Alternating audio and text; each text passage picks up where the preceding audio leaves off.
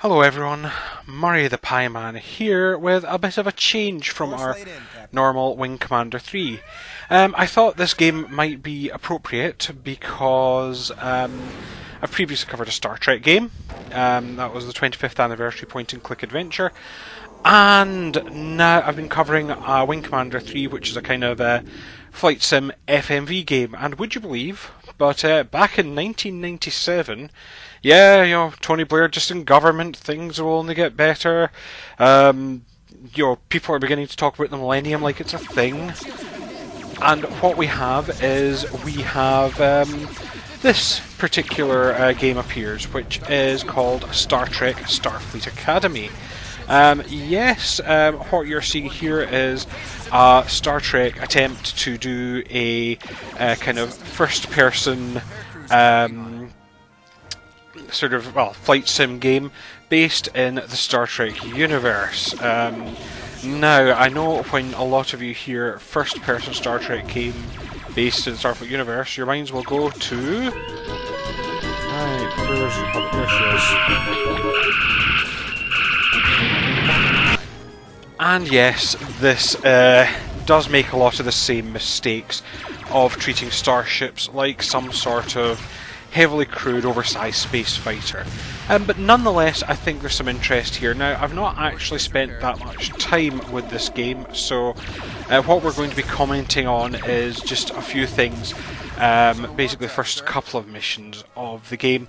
I also have cut in some footage from the mission simulator, which is what you're watching at the moment, which you can basically run lots of scenarios. It did have a multiplayer as well, but you can basically send for any up to 8 ships in any combination against each other in various low poly varieties, and have a big Barney, which is quite fun. So what I'm going to now, this is also done as I'm trying a different thing of narrating over recording, but I've realised that my program here doesn't actually let me hear the sound as is, so I will be guessing a bit with what's happening. So hopefully we're going to cut to effectively the game with me commenting over the intro, and hopefully this should be entertaining. So basically all I can say is enjoy, and we will now go to the intro. So cue intro.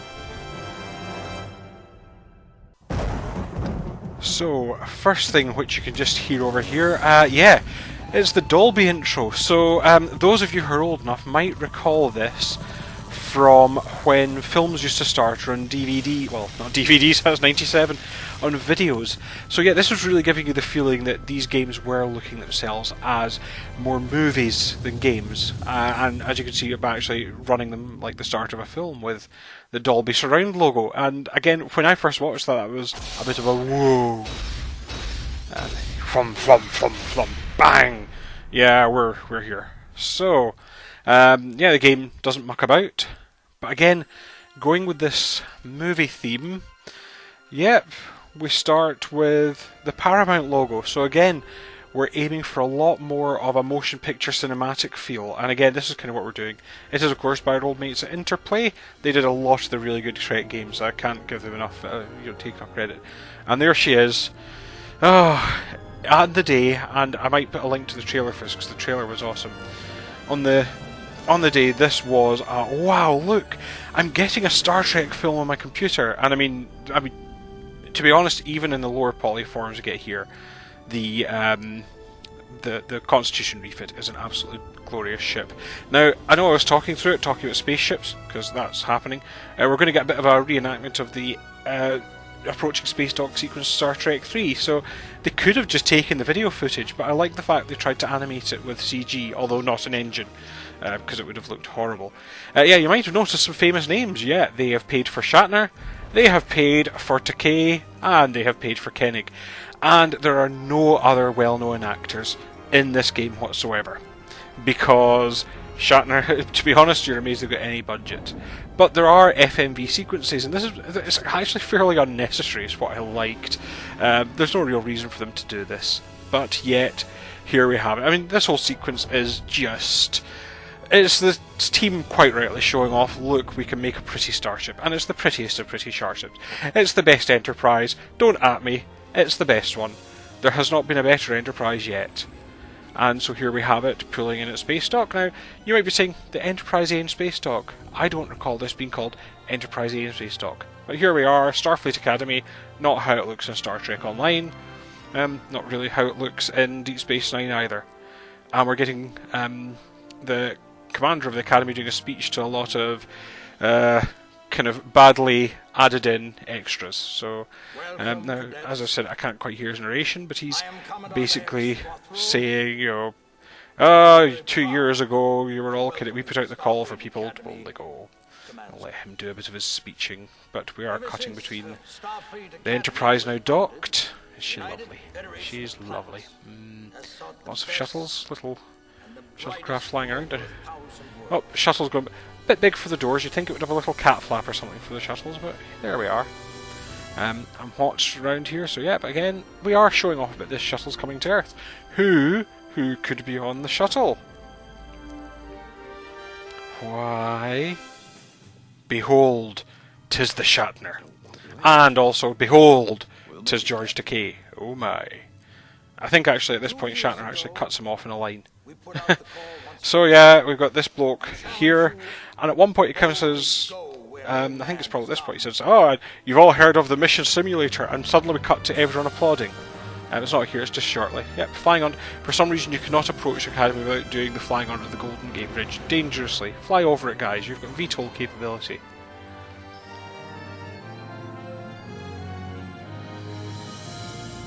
Yeah. Stuff not in space doesn't look nearly as impressive. I will say that. They're trying, though. I mean, they're really trying to make this... you're playing a movie! Probably even more so than actually Wing Commander, but it is a later game than Wing Commander, so... Docking procedure is getting longer and longer every time. You've all heard of the mission simulator! Starfleet Academy simulator. Now, one of these cadets... There's one who looks like Space Lincoln.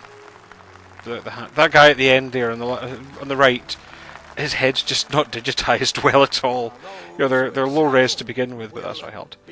And here's why they weren't shooting a simulator. Now, interestingly, and I'm going to put on my nerd hat here. Put on my nerd hat. I'm on the internet talking about a Star Trek game from 1997. There is no bigger nerd hat. So, what we have here is Sulu. Now, they actually date the game quite well. I shall let Takei take over for this bit. I'm Captain Hikaru Sulu. I'll be with you the next 2 years before I take command of the USS Excelsior. It's my job to create the Starfleet captains of the future. I will test you on your ability to manage your crew. Remember, you will no longer be judged solely by your own conduct, but also by the conduct of those you command. And now, my close friend and our distinguished guest, Captain James T. Kirk. Now, we'd like to introduce Shatner. Thank you. There's the bloke with the weird face. Come on, Bill, imagine they're adoring you. Welcome to Command. Because bear in mind, that crowd wasn't there. That would have been like 3 cameramen in a green room going, "Yay!" That the Academy has to offer, and also the most rewarding. It is often said that. But still, I know we had full cast recordings on the Star Trek 25th anniversary games, but it must have been a hell of a coup to get Shatner, because he's very expensive. Not cheapening Walter Koenig or George Takei, they are both pricey as well, but Shatner in particular is a very expensive boy, and I'm really impressed that I'm guessing it's a lot of the budget, because it's not just that, it's not the voiceover stuff. A lot of them can record, well, even in those days they'd record it on a tape, or they would have a small amount of time in a recording studio, but that's effectively turning up in your joggies. You'll find 1,000 abilities and talents. Oh, is he doing his Risk is Our Business speech yet? You see, this is the problem. I wish my movie maker would let me hear what I'm narrating over, but there we go. Among the elite few to take us to the stars. Good luck, fair weather, and never forget that risk is your business. Hey. Oh no, you're too kind, 3 crew. Yeah, they're great, aren't they? So yeah, it's a big coup. Like I say, when they did voiceover stuff, they recorded it. I do like these menus. I'm a big fan of the 23rd century L cars. So yeah, it was quite cool. Oh, so here's our intro. So believe it or not, we've got quite a lot. Oh, again, this is totally unnecessary for what the gameplay actually involves, for the most part. Although they did do story stuff, there is story stuff behind it, and things can relate to your conversational choices. So, now one of the interesting things with Sulu here is, I'll let them introduce the crew. So he's rich. He bought his way into Starfleet despite the fact that there's no money. He doesn't want to use money, but yeah, he was win. One of the things that I'm going to object to slightly here are the chairs. So, if you watch Star Trek 2, she's not rich. She's from a poor colony. If you watch Star Trek 2, they've got these kind of quite fancy chairs that were part of that bridge set. Now, obviously, most of the set's virtual. And you can see that they had to just buy some more cheap office furniture than use the actual ones. Again, I'm going to put a link to the trailer for this video. For this game, because they did actually use kind of that style of chair from the motion picture onwards. But yes, we have rich man, woman from rundown mining colony, enthusiastic but shy engineer, Andorian. We've got a Vulcan as well. Good that they've got an Andorian, although you'll notice she wears gloves all the time because they couldn't. I'm not sure if they've just skin toned her using CG or if they've only wanted to paint some of her. He's brilliant, even by Vulcan standards. And there's our Vulcan. He's apparently brilliant.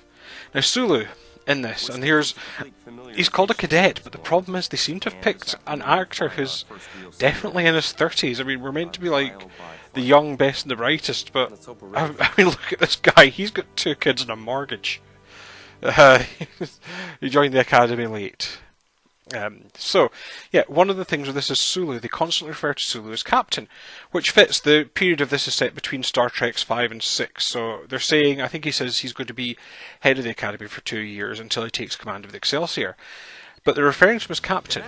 However, he's wearing his command badge is still a commander's. So he's wearing a commander's badge in his uniform. Yeah, I know these. It's kind of more of a rectangular one. And the other part of it is he's actually still in his engineering gold rather than white, which a captain would be. Now obviously you can't get an engineering in gold, see Scotty, from Star Trek 3 onwards, but I just thought it was kind of... I thought it was interesting. Again, I thought it was interesting. So this first mission, you can pick any of the 3 ships, and the idea is you get more mines if you pick the bigger Constitution class. I'm fond of the Constitution class myself. Well, we all like the Constitution class. What's weird, though, is he actually says, oh, that'll be interesting if you pick a lower class of ship. Despite the fact they make the game easier. Yeah, we do get a voiceover here. Sorry, I'm talking over it. And this is kind of your main screen. So, this is how the game looks. I actually go into a full screen mode when I play it because it does make it easier. One of the things that's really horrible is in the middle there you can see the astrogator, which is kind of the radar, and it's really horrible to use. It's actually not. I think also coming from Wing Commanders, which is a much better system, it's actually very hard to find ships on at times. So. You'll quite often see me losing ships, which is a bit of a pain. Now, I love the way they went for the Star Trek 2 simulator style. In its period, you could argue it should be more how the ship looked in Star Trek 5. End of Star Trek 4, Star Trek 5. But the simulator they've really taken from Star Trek 2. And as you can see, you can jump around your stations, you can look at the library computer, and I'm guessing there are going to be missions to pick that. There's your science. So again, and we've got a wireframe. That wireframe does change depending which ship you're in, so you can... Science systems, I don't actually know what to do. Again, this game is the tutorial, this level's the tutorial, so you will see it pausing to explain controls to you. Actually, it was quite a struggle for me to get through this. It took me a number of goes. But yeah, there's your science station. There's I think I run into a wee problem here with some of the edge. There's your comms, Andorians and comms. This is actually how you finish missions a lot, but there are parts of the mission. And again, what I like is they did put in parts of the mission where you have to hail people. Here's engineering. So again, you can... wireframe, and as the ship gets damaged, those bits will go red, and you can see something to do with power. But I like that, and there's also your damage control screen here, so you can see what parts are broken and assign repair priorities. And then we're back to here, and this is our full screen. So this is kind of the view I normally play in, because it does actually make the game easier to play. It's annoying, I'd rather play it from the bridge, but that's just me. So we will pause while we get long-winded explanations of controls, and it's a bit immersion breaking is the downside, because what you have is you've got this commandant as if he's instructing you, saying press Control W, press F, press these buttons, and we are having to sit here and wait for him to explain everything. Press A and then R to go to red alert, etc, etc. And it's kind of a bit of a pain, if I'm honest. So yeah, we're just rolling through some of the stuff here. Yeah, he's just, yeah, you have phasers and photons, you have a limited number of photon torpedoes, so don't waste them. Yeah, so all these things. What I like and what I'll demonstrate in the next mission is they do actually try to make this more than just fly into a place, shoot it. For all, at the moment, we're going to fly into a place and shoot things. In fact, I'm going to jump ahead because I've done this, well, not jump ahead literally, but you'll see me jumping ahead at one point of what it actually wants me to do. So you can see I go to red alert, and then I quickly engage it. I've locked onto a mine, and the mines are going to shoot at you, because in space mines also shoot at you, they don't just explode. What I did like, and you'll notice, I do actually try to make an example of it here. Now, it's annoying that I've got the cursor sitting in the middle of the screen. So, one of the annoying things of the 25th anniversary version of this, it's like the rubbish bits of 25th anniversary likes make that game. And it's actually what I quite like is if you look, the phasers track, so even if they're not dead center in the screen, or over my cursor, the phasers, once we're in range and locked onto a target, the phasers will actually auto-aim, and it does make things a lot easier. They don't always hit, but the idea is that you're not having to try and lead a target or anything. The game is doing that for you, and that is them as an acknowledgement. What would be really good, and I believe they fixed it, there was a sequel made to this called Klingon Academy, which was a lot better. It was released about 2000, and Klingon Academy featured, for Star-Studded cast, it featured none other than flagship Halt the Flow of Time, Christopher Plummer. Yeah, you see, so I've put the phasers to disabling here. This is actually an instruction a bit later, but this is kind of the mind controller ship, and it's easier because you can either lock onto things right in front of you or kind of cycle, and cycling doesn't always bring up the target you want, so I've just disabled it now just to get ahead. So yeah, it's got Christopher Plummer. I mean, yeah, obviously you'd say for Christopher Plummer, your famous actor, he's famous for The Sound of Music or something, but I say no, he's the Emperor in Star Crash with his Imperial battleship Halt the Flow of Time. It also has David Warner, who's been in everything, literally everything, playing Gorkon. Again, taking this, it's actually set roughly at the same time frame as this, I believe. I've not played it, but I read up some of the other key. And it does even feature Michael Dorn doing a voiceover for Worf. But again, with all these things, while things like 25th Anniversary followed the next gen game of Final Unity, all these things did voiceover, having to actually get people into studio, into costume, to do take after take on green screen, it's that thing of this extra effort, and that's why it's ultimately why this died as a genre, because it's incredibly expensive. Needlessly so when we started getting good enough to actually animate characters properly. If you look at Star Trek Online now, they can boast a much larger guest cast. And there she is, behold the Constitution, her low poly glory. Much larger guest cast, because they don't have to, like, people have done it over Skype now. You do actually get people doing voiceovers over an internet recording. It's not quite Skype, it's not far off. Yeah, one of the things that I don't like, you don't see it in this, but you will see it in some of the other things, the ships can get really flimsy, so sometimes you might suddenly find that if you come under a bit of sustained fire, and it's kind of hard to avoid because it's coming at you from all sides. It's not even if your shields go down, because as is true to the time, the shields were more, if you read Mr. Scott's Guide to the Enterprise, and of course you've read Mr. Scott's Guide to the Enterprise, the shields in these were kind of almost like a secondary layer of hull, which means that while it takes the blowout of hits, particularly explosive hits can still damage systems, and indeed you'll probably hear people talking about things are out. It did get a bit annoying. This shield's damaged, that shield's damaged, this shield's repaired. It's kind of a constant background soundtrack, and I wonder if there's an option to switch it off, because I've got a diagram, but it is worth hearing when things like life support get knocked out, because that happens more often than you'd like. As life support kind of goes, and that actually is time limited, so you'll start hearing we've got 2 minutes of life support left, and you can actually lose your entire crew in that situation, which is a bit of a worry. So yeah, I think I'm just about cleared this mission. I've still got a few mines left. The main difference, by the way, if you're wondering on what, if I picked an Oberth Miranda, is the number of and power of the phaser bank. So I get 4 shots from the phasers here and 2 torpedoes, and there's more torpedoes as well if I wanted to go hurling torpedoes all over the place. That's basically it. You'll see a bit because the next mission you are in an Oberth class and you're forced. One of the things which is quite good, one of the ways I failed this mission before, it's not recorded, is I disabled that control ship, but it started drifting towards the sun and into the sun's gravity, and I couldn't actually get... I basically flew my ship into the sun to try and catch it and lost it, so I quite like that just as a realism that, yeah, I've knocked this ship out and it's roughly in that area, but you can see this is an actual ship rather than mine, so it's a moving target, and actually trying to get myself centred on it's an absolute pain. I do like the way they did try to make so the ships zoom around far too quickly for a ship this size. It shouldn't be doing these kind of fighter manoeuvres. But I do like the way that you don't kill speed instantly, but it's the fact that they made it react like a fighter. Now, one of the things I've got to do here is I've got to then tractor this thing back to space dock, so I've got to get within, I'm sure the bloke said 2,000 units or something. And then hit the T button, which is presumably one of those lighty up buttons that you see on that control panel. So we will hopefully see a tractor beam pop up. There we go. And then I've got to set course for space dock. Get this thing back. But I'm more careful to bump into, because bumping into things will absolutely wreck your ship. Shields or none, if you collide with something, you're done. And at one point playing this I nearly smashed the ship off space dock as well, which wouldn't have been a popular move. So, yep, whoop, coming out of warp all a bit, the graphics go a bit wonky. And it doesn't actually tell you what to do, you'd be sitting here for ages, but fortunately I remembered... Oh yeah, this is where I got chat. I couldn't get to the edge of the screen, I couldn't get out of this bit. I was stuck looking at a turbo lift for a bit, yeah. Get a little bit of jank in the game. I don't know if the fault's because it's playing through... See, this isn't a DOSBox game, so that's also why it's got a bit of an odd screen res kind of over to the corner.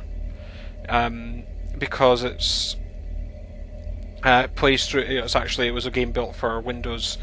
It would have been Windows 95 this was built for. And believe it or not, it's actually harder to get games running on old versions of Windows that were written for old versions than it is for DOS, which is quite weird. It's why a lot of the Your Trek games don't come up. So actually what you do is hail it and say you completed your mission. Congratulations. You have dealt with overwhelming odds. We're fine, son. I blew up some mines. Don't egg it on. The best traditions of the Starfleet. So, it does give me an offer to save, which I do. I'm saving it just on the off chance that I do decide that I want to do this as a full Let's Play. I don't think so. So, as you can see, between missions, rather than walk around Starfleet, I'd have preferred it if we got to walk around the Academy. He's invited everyone for drinks, so that we can get to know each other as a crew. I like them using that jumpsuit's been various things, depending on what source you read. It's either the cadet uniform, or for NCOs, or both. You do see them in a lot of films. I believe they were re-dyed versions of the motion picture uniforms. Because, yeah, that's because, you know, back in Star Trek 2 it was made on the cheap, but in a really good way. I mean, the Monster Maroon, which the officers you see are wearing, is the best. Again, best ship, best uniform. Fight me. Think of Rothor's speech today? So, why did you all join Starfleet? Well, I didn't agree with Rothor. Well, I bought my way in for money, with this money that we don't have, because everyone's forgotten we don't have money. Speaking, the current Starfleet regulations have brought the Federation unprecedented success. I don't think we have a choice here. I think they're talking about something with rules or something. You know, what do you think of that thing? I think rules are...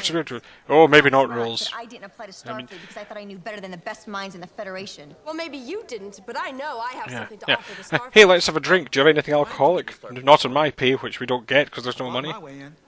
Sorry, the money thing bugs me. There's a 2-for-1 sale on shuttlecraft today.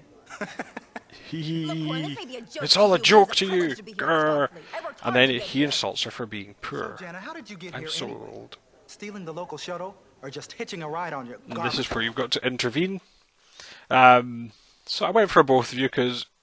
Both of you stop! Yeah, I'm trying to be diplomatic here. She can't take a joke. But he wound me up the wrong way with "Can you take a joke?" Korn, you provoked a fight. Oi. Now apologize. You saw it, David. She jumped me. She started it. And I'll finish it for you. You see, Dad's thing here. Don't annoy your sister. She started it and I'll stop it. I'm really sorry. The most sincere apology ever. Oh, this was a bad idea. In the interest More of sucky completeness, ideas, a I captain. suggest we hear from Robin. Oh, but he, Robin? who, what look, about you? he's in love with someone, he's making eyes. I have a horrible feeling he's not going to make it. I wasn't even sure I wanted to join Starfleet. I was happy working on the weather control satellite monitoring systems. Starfleet's a lot more socially complex. Socially complex. Corey. Seriously, what's wrong with you? I just want to be able I to mean, serve, you know, that's they're all. making him shy at this point, but it does come. The problem is now with modern hindsight, you know, nearly, well, I agree. well, in fact, yeah, 20 years over the game, it is that thing of you're looking at him saying, is he on the spectrum? But, you know, initially it's just they make him a shy nerd. Oh, I find social situations uncomfortable. Well, that's understandable, and we should allow that. Ah, you find social... Will you shut up? I'm beginning to not like you. Yeah, the money thing. So a lot of people... It was a throwaway joke in Star Trek 4. Is the long and the short of the money part. He's talking about we're going to have to get radioactive probes. I screw this mission up. It's whether I'll show you. Probably won't show you the redo of it because it's just more of the same, really, and I feel it still. So, although actually, I will show you the clip at the end of it because it does get blooming confusing. What he ends up saying. So yeah, we're going to go do things with probes or something. So, yeah, the idea was, yeah, it's one of those things with the money. I'm tempted at some point I will restart my old blog just to write my estimate on how I think money works in the future, but this game doesn't help. So you can see we're in a little low Earth class. This is one of the weakest. It's a science ship. You probably won't see it yet because we're not at red alert, but and we're still very much in tutorial items here. So everyone freezes naturally if the commander's talking to you. Everyone stands stock still. And we're going to go to the system. So the idea of this was actually that I meant to fire a probe first, but the problem is that I kind of turn up, they do this big spiel about radiation and cycle through targets, and then almost the minute I get to do that, a ship appears and seals a probe and they tell me to warp after it. What I forget to do is forget to actually go and follow the damn probe. So I do get a mission fail. I don't put the probe down and get a mission fail. And I failed it the next time because I let the ship that you're following get away, which is a bit annoying.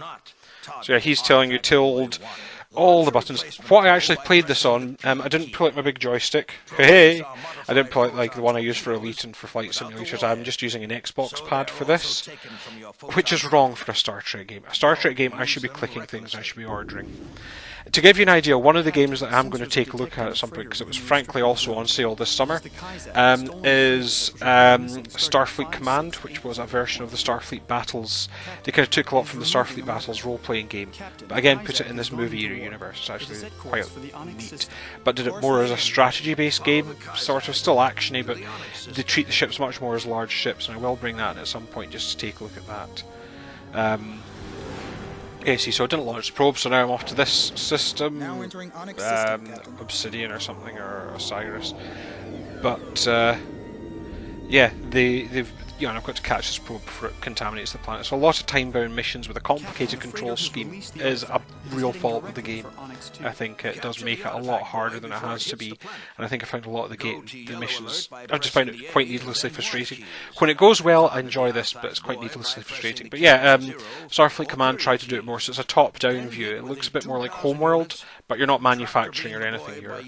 You're just kind of firing weapons and that sort of thing. You know, damage control. Apparently Klingon Academy, yeah, so one of the things that I don't like is you can't, like, say, put on side view in this and use your phasers or tractor beams. Everything still has to be done out the front of the ship, which is annoying when you think about where the phaser banks are located in a Constitution class. We all think about that? Yeah, yep, good, right. And so it is kind of one of these annoying parts that, and apparently Klingon Academy does have much. It's apparently had one of the best damage systems in any Star Trek game. It's got one of the best. It's one that, see if I see it turning up in a sale, if GOG managed to finally get it running on a modern system, I will probably nab it. But yeah, there you go. I've tracked the probe. Hailing frequency open. And I've got to hail. Aha, I like this. Starfleet, Starbase 12. Just your options. We've lost our warp nacelles.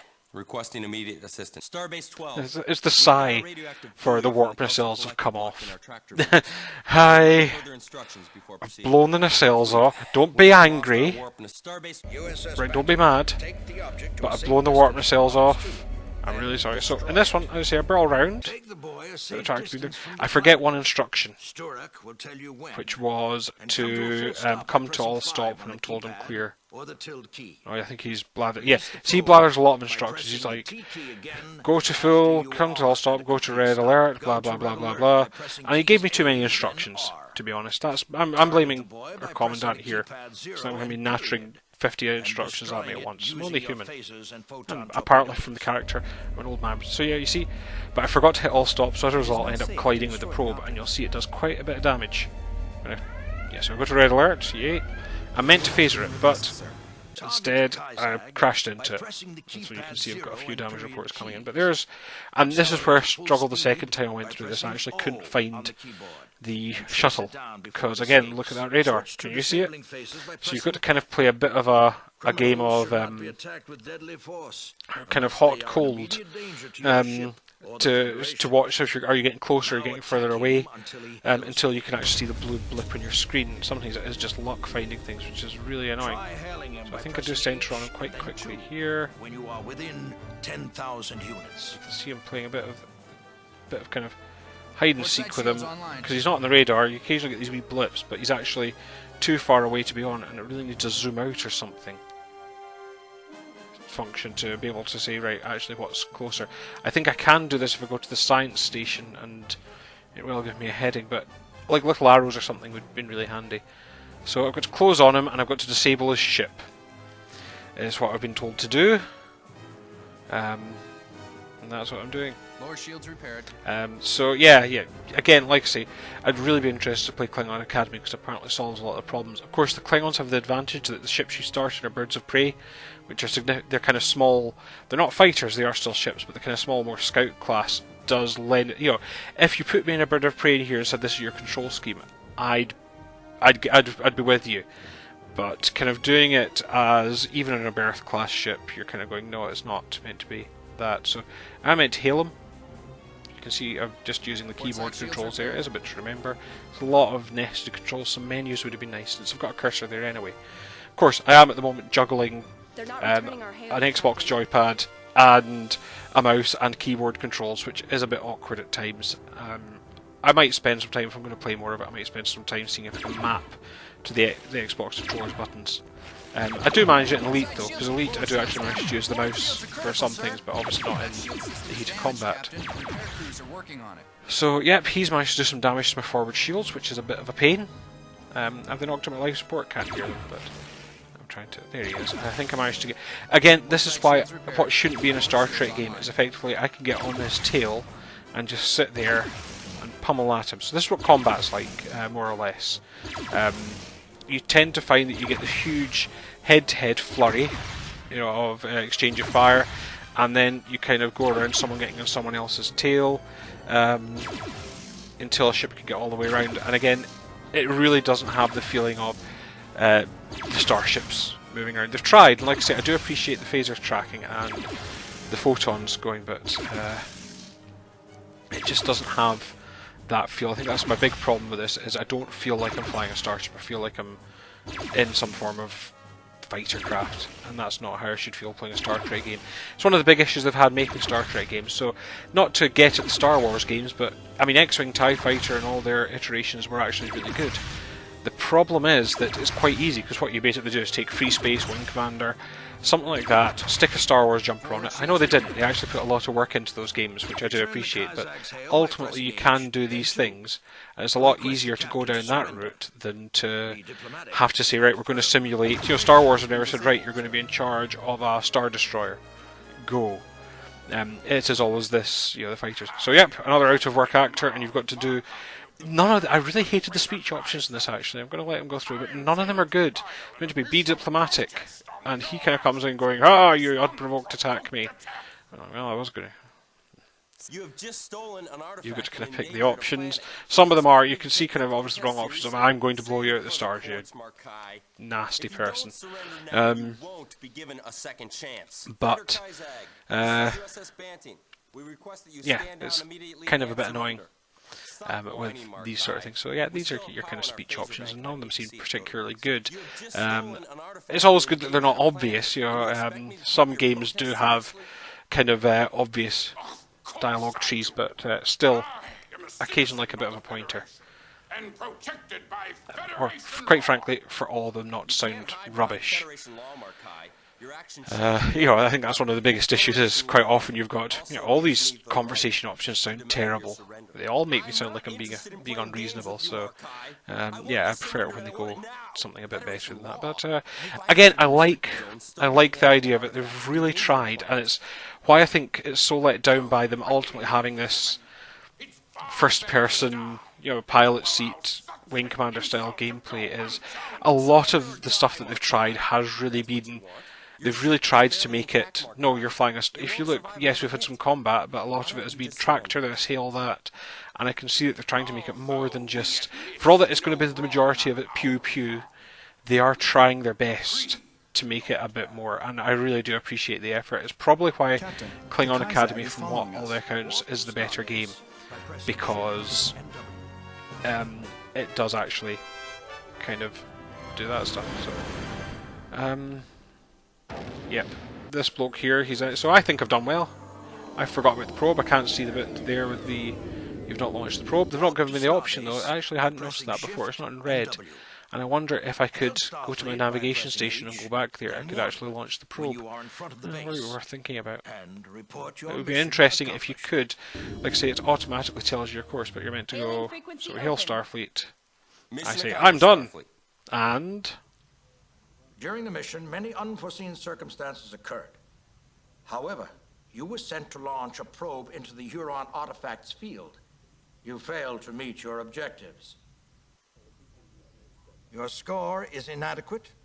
You'll have to repeat the mission. I'm not happy with this. So cutting things short, but I come here to actually launch the probe, so I'm not going to show you the whole thing. There's a probe launch, look.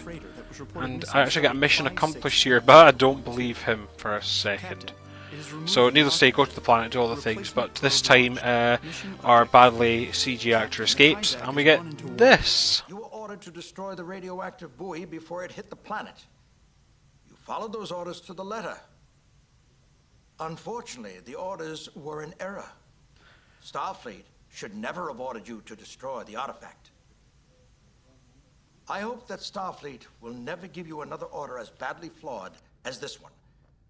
But we want captains to have wisdom and maturity. You need to know when orders should be executed or when they should be questioned. Your score is inadequate. You'll have to repeat the mission. Right, so let me get this straight. I just follow the orders. Okay, now, I know I failed the mission because I didn't catch ship, but I followed the orders, captured the probe, stopped it contaminating our planet, destroyed it, like I was told to, through the exact instructions that were given to me by the bloke who's in charge, the actual experienced Starfleet officer, and then he pulls me up and says, you shouldn't have destroyed that probe. How was I meant to know that? How the hell? Now, I think it's interesting if the game actually does have a kind of branching mission design where you can actually, could I have left that probe there for the moment, gone off, captured his ship, gone back for the probe, and taken it back to the system. I noticed when I played through it the first time that the system actually didn't go, the thing didn't come up as a fail. So could I have actually gone back to the previous system through the navigation? But you need to be able to tell us we can do that. You need to come up. This needs to be. We're in the tutorial here. You need to bring this stuff up in the tutorial. Don't just come in and say, "Yeah, you didn't do the thing." You should. Well, I mean, we told you to do this thing, but you didn't do it. So that's bad, and you're a bad captain for it. And you're kind of, oh, come on, really. So anyway, dropping away from the main story for the moment, this is the mission simulator. You can build up basic skirmishes. So in this one, I've picked a lovely Excelsior class. I do like these late 23rd century designs. The Excelsior class, of course, a very reliable space frame from Starfleet. Gave them over 100 years worth of service. You can't say fair than that, and I do like it. This one you can see has many more phasers, lots of photons, and they reload faster. We're going up against a big super Klingon ship, and this is what I'm talking about with the combat. So you can see we're approaching it, we're pretty much flying head towards each other. We all pummel things at each other. We all lose shields. We've got lots of damage coming up. Hopefully the rest of my fleet will come up to it. What I like about it though, and it's something that's worth watching for this, is you can see there's one of the other ships, and you can start seeing that it's being blown off the ship. So yeah, that's quite good, even though we're all taking damage, and that's why there is an option to say I've lost a minute of cells, because you can blow the cells off a ship and still have it running and fighting, and so you could actually get to the situation. That said, I did find the ships rather flimsy in this. You do sometimes find that you feel that you've taken virtually no damage, but your ship's falling to bits, and you're hearing about casualties everywhere. It's a bit of a pain. So yeah, that's a rant. Again, it's kind of I think I'll just call it a dick move on the game's part, that they kind of put that in, because this early on you shouldn't be telling people you did a thing, but you shouldn't have. It's like, oh, that should have just been a mission accomplished, well done. Or you should have had an instruction of, ooh, you've got that probe, rather than blow it up, why don't you take it back to the system? Once you've captured his ship, go back for the probe, you've got it to a safe distance, and you could take it back to the system, go into navigation, reset your course. Or at least told you that there's an option. Yeah, you see, I like the way the ship's kind of spread out a bit, so that's quite cool. But at least tell you it's an option, which they don't, and that really is one of the things that kind of bugged me about this. I do like the twirling logo. I love a twirling logo. And indeed, it's things like that which I wonder if they fixed in the future game. So yeah, I think I'm going to start summing up. I've got some pre-recorded battle footage. Like I say, I'm taking just... Again, I do love these wireframes, and this is the thing that I do love about the game. They've made a lot of effort. So, I mean, I'm actually curious about the development a bit more. I only scanned the wiki. Of course, I got most of the facts from the wiki. And the wiki's got quite a bit about the writers, definitely the actors. There was actually an expansion pack as well. There was, I think it's Chekhov's Secret Missions, and it had more Takei and Koenig as well, which is nice. But yeah, there's not much about the actual game and its development, because it does seem like an odd thing. The way that they've tried to make a Starship Simulator, but clearly tied into this thing, it's almost like someone said, sort of in the management, oh, games like X-Wing, TIE Fighter, Wing Commander are hot right now, so why don't we make one of these for Star Trek? And someone said, oh, Star Trek's not really that kind of property. Yeah, just taking some beauty shots. I mean, when I say in 1997, I would have been going nuts for this. Look, it's a Constitution class made in that. But yeah, I think it almost seems like someone said, do that, and someone said, oh, Star Trek's not really that kind of franchise. And they said, oh, just do it, but make it the Enterprise, you're flying like a spaceship. And people said, did you play 25th Anniversary? Because that was literally the worst bit of the game. Here's one. This one's quite funny. So that super big Klingon ship that we flew, it's like a Klingon experimental super battleship. One of the fun things about this is, so the gist of it is, yellow alert if you go to it puts the shields up. Red alert, which actually isn't strictly accurate on what yellow alert's meant to do. Red alert arms all the weapons. So you'll notice I go to red alert because it's just a skirmish, so I'm going to go into battle, and I'm going to engage warp drive. Punch it, Mr. Bloke. Captain, the warp drive is now online. And I got confused here because I'm wondering why my warp drive isn't working. Basically, if you have all the weapon systems in this ship powered up to full whack, the ship doesn't have the power to go to warp, so we get these kind of false starts. Sort of chug chug chug, which I found quite funny. That I like because that gives you a sense that these are not this is a big starship, and it's got some massive weapon systems that are really drawing on the resources. I like that. I think I actually get my bum handed to me in this mission, if I'm honest. But yeah, overall, I think I'd really be curious if there was a studio saying, a sort of backer saying, people love, these fighter games. Do a Star Trek one. We'll get you Shatner. And they're like, well, we'll try it, but we won't. Now, one of the things I was going to mention was the music in this. So it's got a decent enough soundtrack. They have gone orchestral, but it's one of the things. It's actually, I think, about a soft spot. I'd love an album of off-brand Trek music. Now, I don't mean that in a bad way. It sounds like I'm being horribly critical. You see, that's quite a nice view of the Miranda class model there. Sounds like I'm being horribly critical and a bit cynical about, the music in the game. It's off-brand. It's kind of. I do like my Klingon ships. It's diet Trek music, and that's a bit too far. What I will say is they do make up their own. So it's obviously when the game's budget has spent too much on, say, actors, and instead, or on game production. I'm not going to solely put it on actors. Definitely, or correct crew here are not expensive actors. I think here I'm just taking a wee look around some of the ships. Don't worry about it. I'm just roaming about. It's background wallpaper. But yeah, you spend a lot of money. You don't then want to have to pay royalties to, say, Alexander Courage, Jerry Goldsmith, James Horner, if you were going to set it movie era, because they've used the Star Trek 2 simulator appearance here, which I do love. If you were going to do that sort of thing, Sir, there is no power to again, warp drive. I've got to switch off some weapons, Klingons, to do that sort of thing, you may not want to pay for the royalties to the actual game music, and then to possibly get it rescored in a way that will work on a system of the time. So what instead they do is they make up their own theme music, and actually some of these are quite good. Like I say, I quite like the music from this. The other one, I think Space Dog brought it up, I think it was the music from Star Trek Legacy, actually had some decent in-game music, and again, they do make it Trek-like. The other one to look for is Star Trek Online. So Star Trek Online's actually got 2 theme tunes now, because what they did was they actually had their original one, which does have the Alexander Courage, start that you get in a lot of Trek, but then it goes into its own thing, which is very Trek. It does, you can see it's almost going for this. We're going to do the Star Trek intro, but then we'll go on to a different one. But they've recently rewritten another one because they've got a lot of Discovery stuff. So they've now got the original one was kind of very much Voyager DS9 era. It evoked the Voyager and Deep Space Nine themes. The new one has a very Discovery feel to it, but they also have made something much. When they did the Victory is Life expansion, they had a much more Deep Space Nine-esque bit of music, and I do like that. So yeah, I actually like off-brand Trek music. I think I find it a lot of fun. I find it an interesting curio, and it is the thing of what makes music Trek-like. Because it's not just generic sci-fi music. There is always I think it's something to do with the horn section. I could just say that as an ex-French horn player, but it is something that you do feel actually, there is a distinctly Trek feel to some of the music, and I like that. I think it's a fun thing. This might be reminiscent of my 25th anniversary playthrough. That's actually, believe it or not, they've done that as a Gorn ship.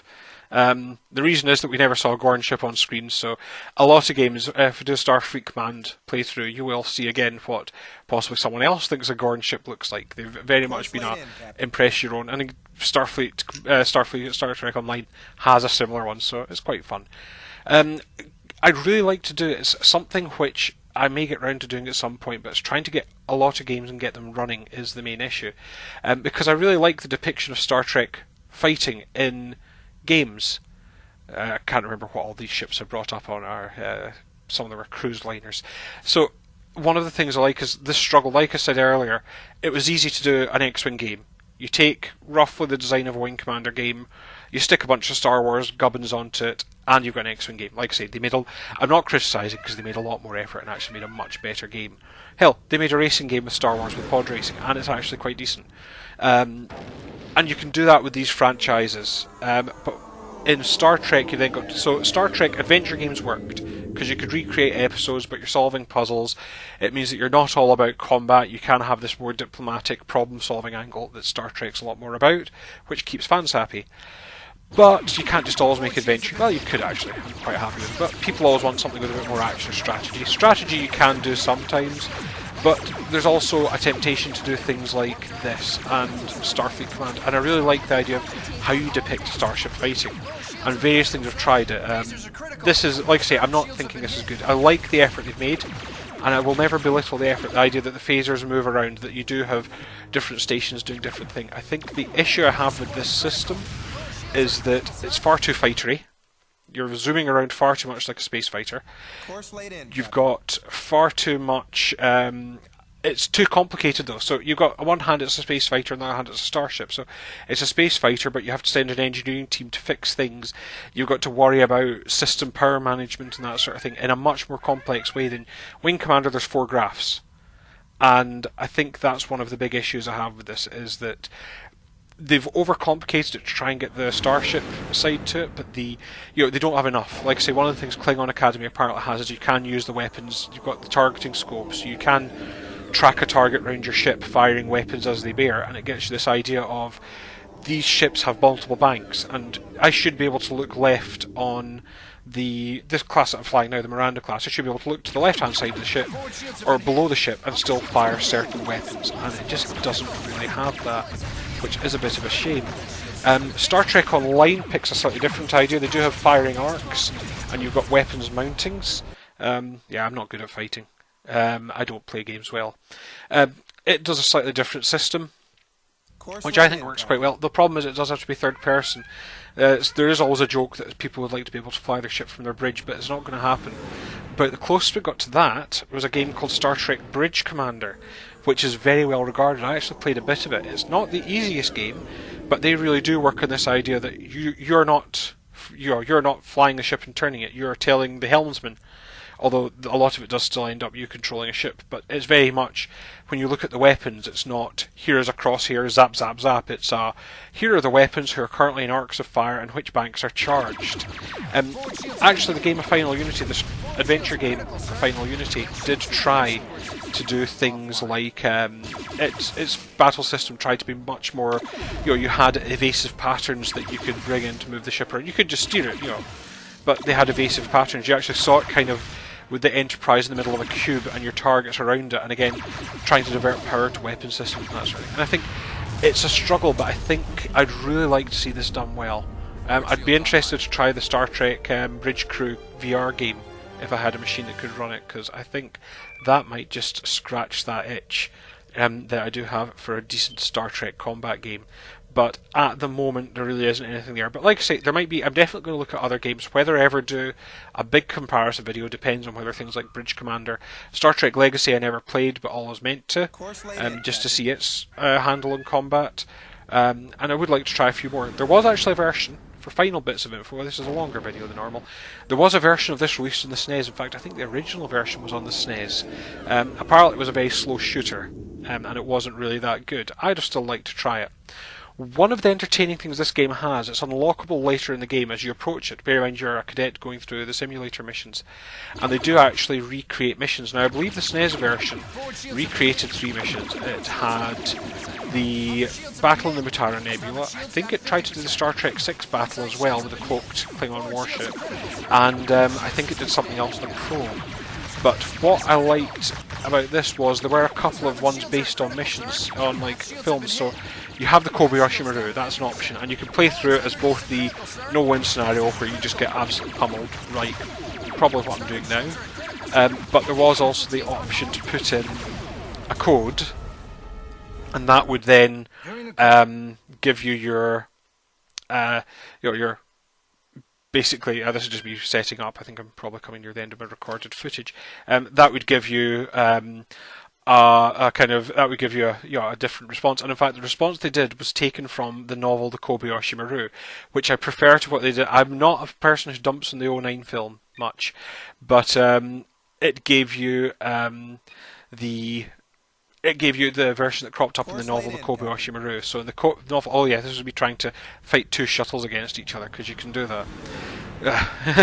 The novel The Kobayashi Maru, incidentally, spoilers for a very old novel, the way the simulator is set to respond is actually if you put in this special code, when you hail the Klingons and say, "This is Captain whoever you are," in the novel it's Captain Kirk, the idea is the captain goes, "What? The Captain Kirk? Oh, I'm so terribly sorry to scratch your paint. Let me help you recover." And I thought that was much better than the '09 of just, the shields are still up. Or are they? Crunching apple. It was nicely done, but I'd have loved to have seen the full Kirk smugness of, "What? The Captain Kirk? Oh no!" I thought it was just, that was a much better way of doing it. But yeah, they've got the Kobayashi Maru. They do actually have a version of the battle in the Mutara Nebula done for the game, and indeed it's quite well done, as in Kirk basically said, yes, this should be a training scenario. The background is that should be a training scenario for cadets. So overall, it was well regarded. I want this game to be better. The people who made it want it to be better. I wonder if there could have been a few more tweaks to maybe slow the ships down, and slow everything down, and maybe make it much more of a targeting and ordering, ordering your crew to fire, maybe do more subsystem targeting, but have this idea that you're seeing, have the camera track, but maybe it's a bit, maybe asking a bit much for 97. So I hope you've enjoyed this video. Like I say, different formats, slightly different thing, different game, but it's an interesting bit of connective tissue between the Wing Commander series and the Star Trek series, and having that sort of Wing Commander-esque game with the FMV bits, but in a Star Trek fan. So all I'd like to say is I do hope you enjoyed the video. Please like, comment, subscribe, all the usual things. Please leave me any comments. If you do like me doing this format more than my current talk as I play, please let me know, because I will consider it. If you want to talk to me, if you want comment down below. If you want to talk to me on Twitter, I am at Pieman70. That's capital P, capital M, and the number 70. And I would love to hear some feedback, just to let people know you're out there. I'll scream out into the void anyway, but I'd let you know. So I will be back probably with more Wing Commander. Let's be honest, because I'm going to try and muscle through that whole game. But I hope to see you in about a month or so for whatever I'm doing next. But until that time, shall we just wait until this low poly shuttle is destroyed, and then I'll throw in a buy for it. Oh, again, that's quite cool, seeing like all the screens going a bit wobbly. See, like I say, effort, nice touches. But yes, this shuttle's about to blow up, so all I'm going to say is bye for now.